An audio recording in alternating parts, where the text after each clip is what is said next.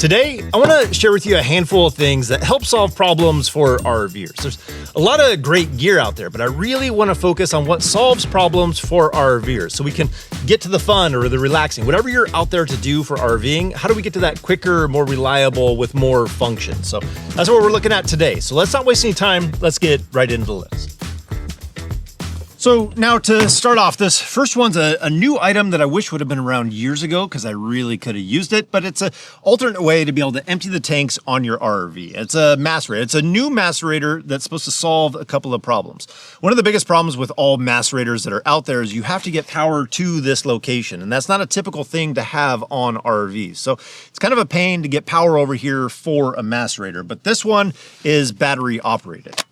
It's just like a drill or any kind of power tool out there that's battery operated. This is an 18-volt battery that it comes on, so that way it can chew up what it needs to and pump out what it needs to. Because the other question or problem that you have with macerators is usually you're going to be going long distances and possibly uphill. So the question is, can it go long distances and uphill? And that's something that I want to test out. So the kit comes with an attachment for going to a typical clean out, also comes with a hose, but I want to use a much longer hose. The hose that I'm using is 75 feet long, and then I use the hose that came in the kit because it has two identical ends. So that way you can connect it on to the end of your hose and to the 4-in-1 adapter at the cleanout. So overall, the setup is really easy. The only thing that I did wrong is I didn't pay attention to the duty cycle. It's supposed to be 5 minutes on, 10 minutes off. And the good news is I tested the thermal protection. Basically, when it overheated because I used it too long, it just turned itself off. You let it cool down and then you're able to use it again. But we ended up dumping all of our tanks. So we did the black first, then we did both of our grays.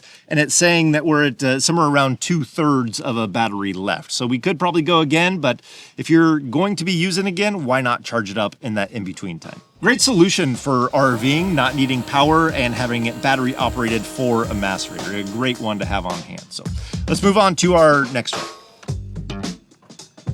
Now, the next one is a solution to this problem. This is the remote to be able to operate a lot of the newer ACs that are out there for RVing. The problem with these is you don't have a lot of reliability, function, or use, but there's a replacement that gives you a lot more function. For instance, here's part of the problem. You have it in the cradle, you go to turn it off, it didn't do anything. So we try and change the temperature. Pointed at it, still there, it just changed the temperature. Let's try and change it again. Again, no temperature change. So we have a solution that can help make that more reliable and gain function.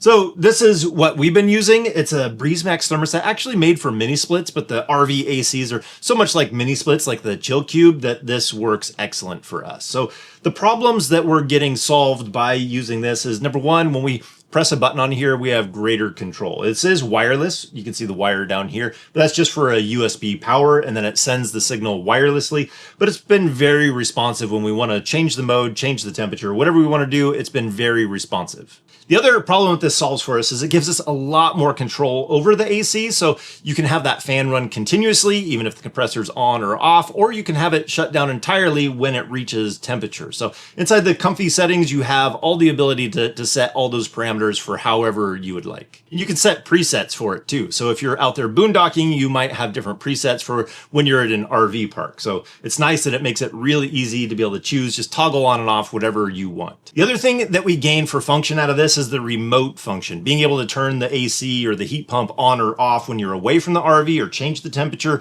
Whatever you want to do, you can do that remotely as long as you have internet at the RV. As a side note, if you're looking for internet, we've been using Connect 10 for a while now. We've been really impressed with the speeds and the reliability of it. So check that out if you're looking for internet for RVing or a backup to Starlink. But having that remote function, all those additional settings and functions built into it with the reliability of just pressing buttons in order to change the temperature. And I'm not searching for a remote that's moving around the RV as well. So this has been a great problem-solving solution to using the Chill Cube. So let's move on to our next one. Now this one I thought was a genius solution. It's putting a zipper in the screen door in order to move the shade up and down. I tried to do this one before, but bought the wrong size.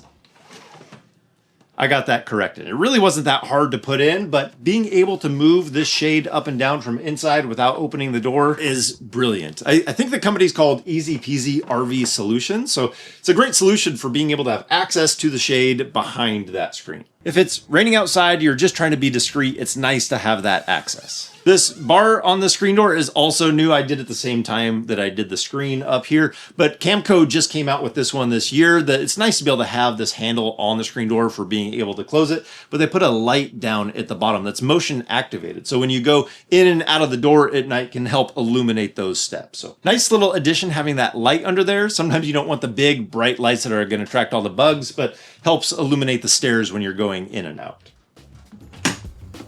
Now this next one is new this year, and it's actually 4 solutions in one.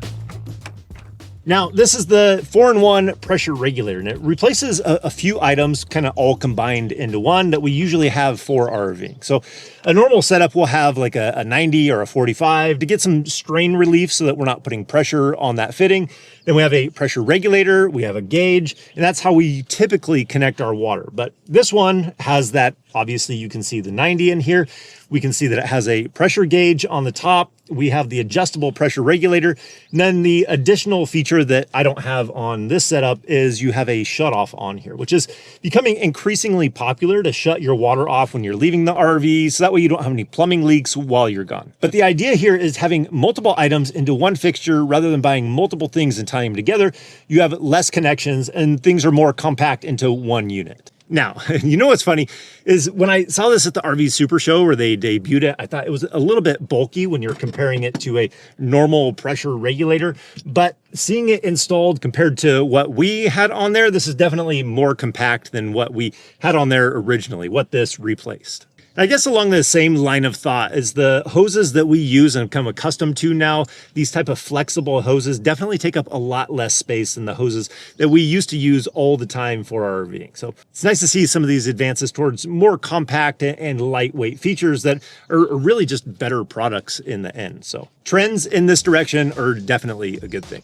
Okay, now I still have quite a few that come to mind, so we're going to go into a little bit of a speed round so that we can get through a bunch of these. The Tallboy Jack is a great solution for RVing because it has a very solid wide base plate. It has attachments and extensions so you can actually reach the frame of the RV, and then other attachments so that you can either use it on curved surfaces or flat surfaces. It's a really solid option. Next one is the sewer wrench, because when I reviewed it, I gave it a really low score, but then I heard how many people find this extremely helpful, so it makes the list. It's also very similar to the next one, which is a propane handle. It's supposed to make it easier to lift, keep it straight so it doesn't hit your leg and not dig into your hand. So if you like that sewer valve wrench, you might also like this. Next one is keyless entry. Make it easier to get in the RV and you don't always have to have a key on you. Works great for families.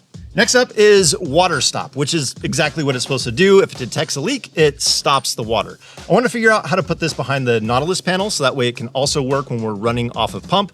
But if you're connected to city water and it detects a leak, it's just going to stop all the water coming into the RV. Now this next one's on the same theme of detection, but this is for electrical. This is an auto former. They have a newer version, but basically, this is going to be looking for low voltage, and when it sees low voltage, it's going to boost the voltage, fix the problem for you as it's coming into the RV. So a solution for low voltage while RVing. Now, this one attacks a big problem for RVs, which is moisture. So having a good dehumidifier on hand is brilliant. This one's a good one because it's not huge, but it removes a lot of water, and it still works really well when it gets cold outside, which not all of them do. So this one's a great option for RVing. Now, it's pretty obvious that there's quite a few problems to overcome for RVing, but there's so many great solutions out there to be able to overcome these problems that there's more solutions now than we've ever had in the past. So if you have a solution to a problem that you've had, put that down in the comments. I'd love to hear that. But I think that's going to do it for today. I hope you guys enjoyed this. Hope that there was a tip in there that might help you out solve some of these problems. So as always, if we don't see you on the road, hopefully we will. See you next video.